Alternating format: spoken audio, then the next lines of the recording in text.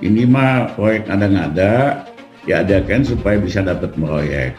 Tapi Bapak Ibu nggak usah khawatir, sebagian teman-teman sedang ajukan judicial review. Ini kan cuma 2 tahun lagi, nanti presidennya yang baru, insya Allah, ya kan, Rizal Ramli, ya kan, kita batalin ini proyek ngada-ngada ini. Sebaiknya pemerintah itu tetap istiqomah menjadikan kota Jakarta sebagai ibu kota negara kita, Republik Indonesia yang tercinta.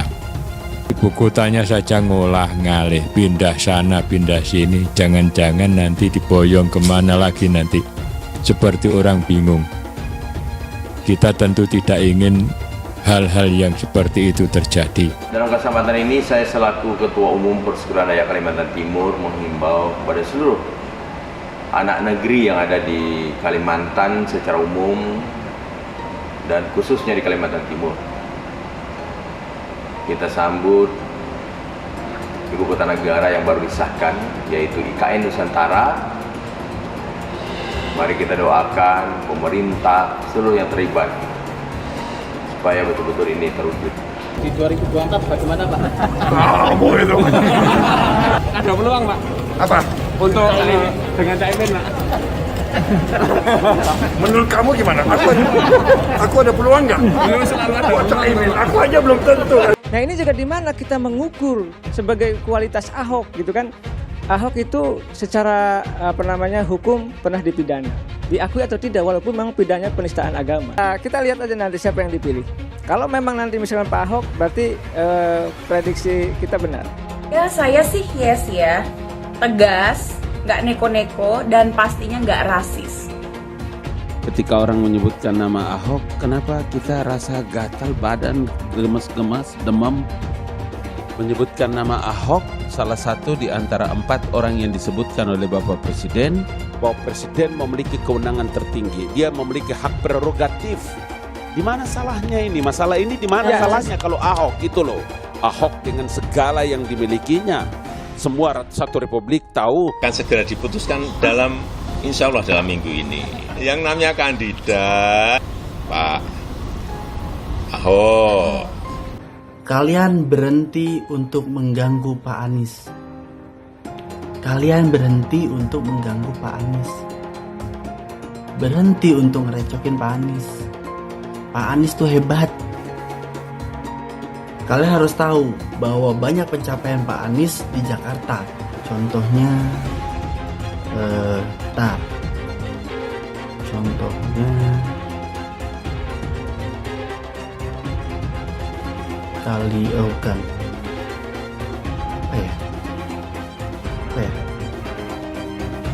ya udah pokoknya jangan ganggu lagi ya, jangan gangguin Pak Anies tuh hebat. Calon-calon yang memenuhi syarat untuk itu termasuk Pak Basuki Cahayapurnama. PS menolak undang-undang IKN. Kepala otorita adalah wewenang presiden, maka harapannya presiden memilih usahakan jangan yang menimbulkan kegaduhan politik. Program IKN bukan sekedar pindah gedung pemerintahan, bukan itu. Pindah ibu kota adalah pindah cara kerja, pindah mindset dengan berbasis pada ekonomi modern. IKN akan kita jadikan sebagai sebuah showcase transformasi. Pak Jokowi pengen pindahin ibu kota, ya. Saya tahu banyak Bapak Ibu mendoakan saya. Amin. Kalau orang tanya sama saya, kenapa bisa berdiri di sini? Saya bilang karena anugerah Tuhan dan doa dari banyak orang. Kasih kopi, berarti sekarang di atas kepala saya diletakkan tanggung jawab untuk anak-anak penduduk suku Dayak. Kami diberikan tanggung jawab atas kehidupan lebih baik dari suku Dayak di Kalimantan Timur ini. Basuki Cahayapurnama yang disebut orang tua kami Ahok, kami merasa Bapak sudah pulang ke kampung. Kami percaya Bapak Ahok tetap berjuang untuk bangsa kita. Pak Ahok juga salah satu pejabat terhebat di Indonesia. Itu doa kami Pak Ahok. Ahok Presiden. Ahok Presiden. Ibu kota itu akan diisi oleh siapa? Gitu ya. Siapa yang mau beli? Apakah Gondoruo atau Kuntilanak, tempat jingguan anak itu maksudnya adalah kira-kira begitu. Sehingga saya berpendapat hanya monyet yang pindah ke situ. Kata-kata hanya monyet itu ditujukan kepada orang-orang yang pindah ke Kalimantan. Nggak hilaf, salah, saya mohon maaf. Pancasila Soekarno, ketuhanan ada di pantai. Anak Tuhan dari mana? Kalau Yesus anak Tuhan, bidangnya siapa? Besok di seluruh wilayah Indonesia kami katakan bahwa Karena di salib itu ada jin kafir. Karena di salib itu ada jin kafir. Karena di salib itu ada jin kafir. Haleluya. Kepalanya ke kiri apa ke kanan? Kepalanya ke kiri apa ke kanan?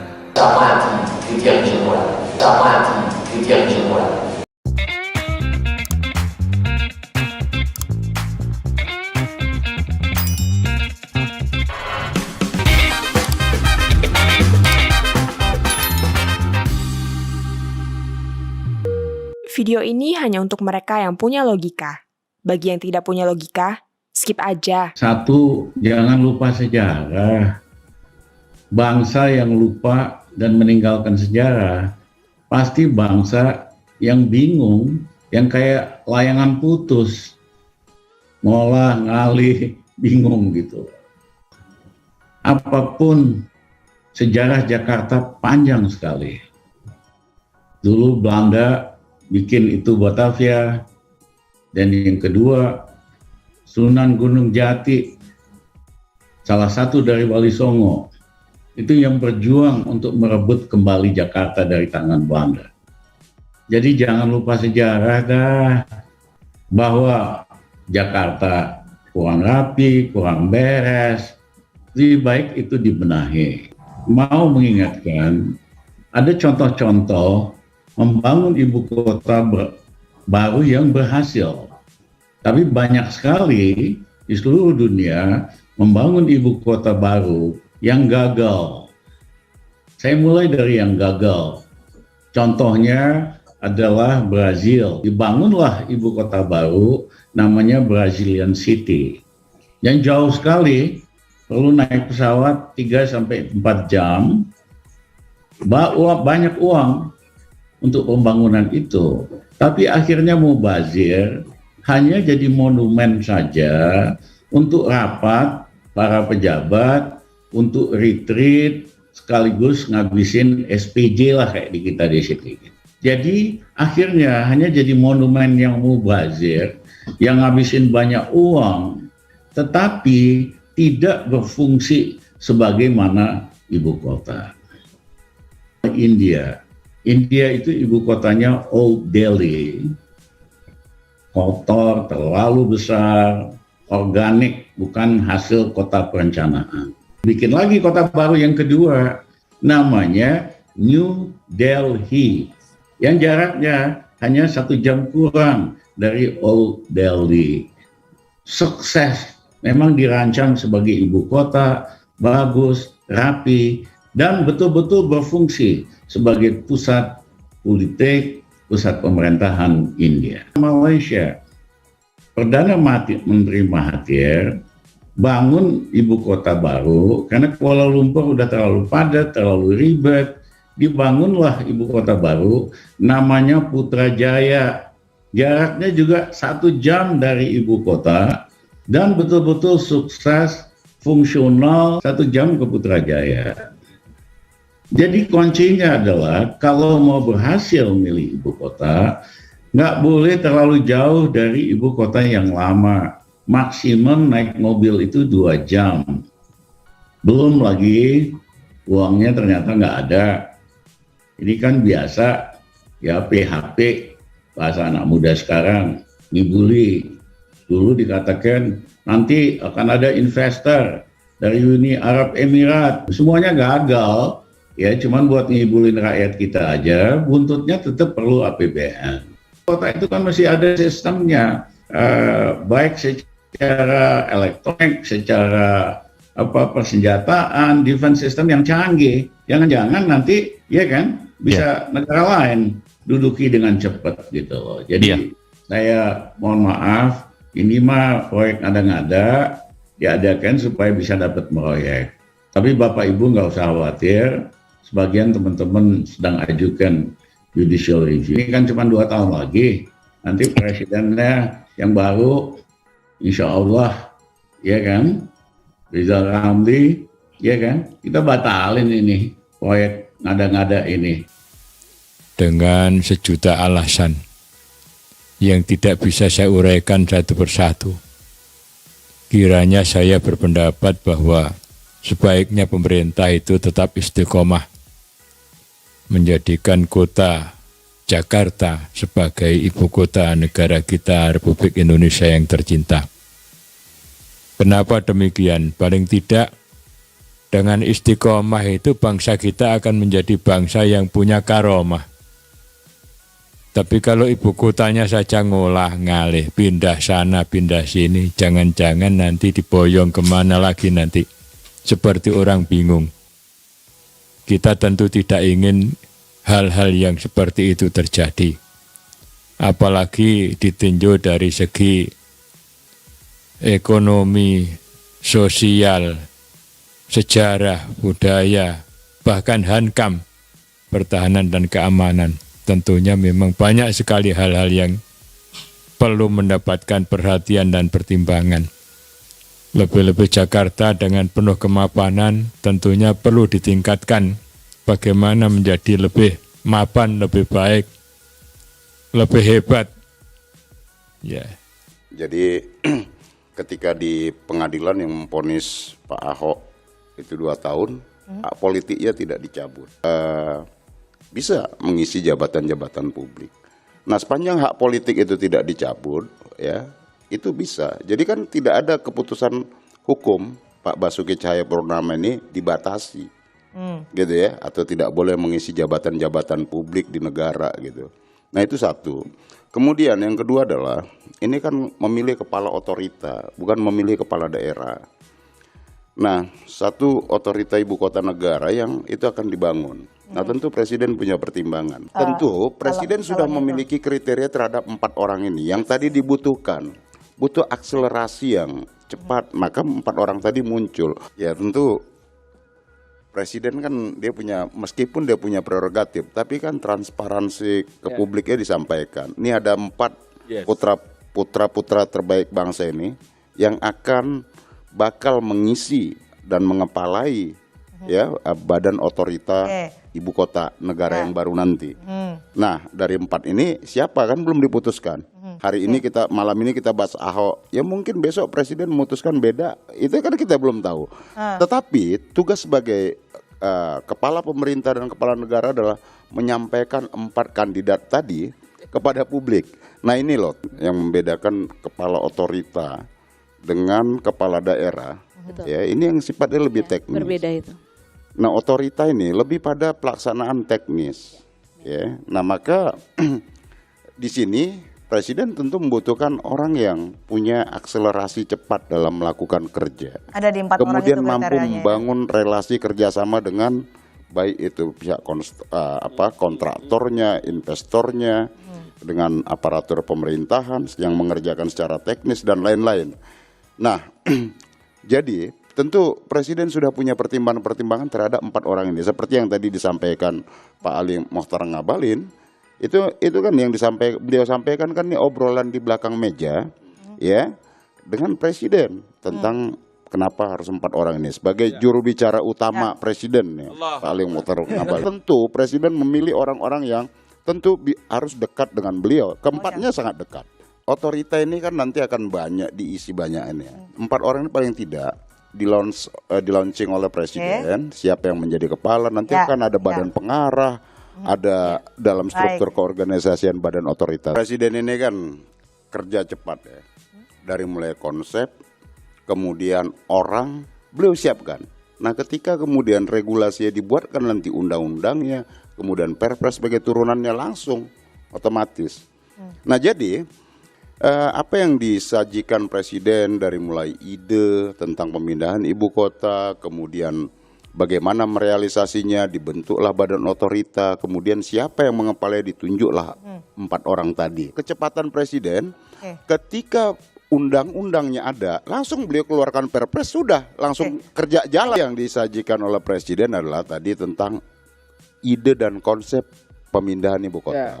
Kedua, ya, badan yang mengelola ibu kota untuk pembangunan ibu kota baru nanti. Kemudian yang ketiga itu adalah orangnya. Presiden menyampaikan itu kepada publik jauh hari. Nah, ketika regulasinya tuntas, rancangan undang-undangnya nanti disahkan menjadi undang-undang, tentu Presiden sudah menyiapkan badan yang untuk mengerjakan teknis dan orang yang mengepala badan tadi. Kalau saya ngelihat dari abjad saja, Ahok, siapapun yang dipilih nanti saya yakin mampu merealisasi ya keinginan Presiden mewujudkan ibu kota negara baru Republik Indonesia 2024 itu bisa tuntas seperti itu. Nah, jadi 4 kandidat ini menurut saya adalah dalam rangka mewujudkan merealisasi ya program Presiden dalam pemindahan ibu kota negara Republik Indonesia selesai 2024 nanti. Pak Ahok juga setengah-setengah di DPR, setengah nggak tuntas ya kan, lalu jadi wakil gubernur.